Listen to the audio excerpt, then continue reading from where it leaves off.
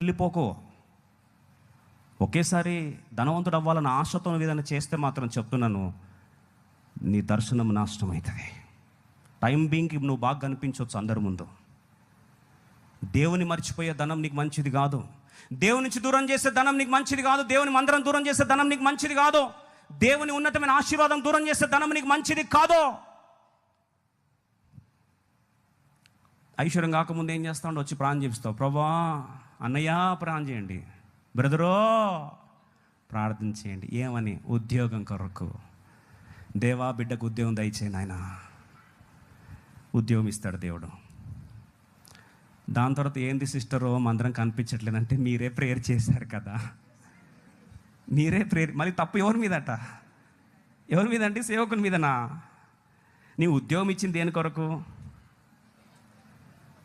దేవునికి ఇంకా నువ్వేమవ్వాలా? దగ్గర అవ్వాలా.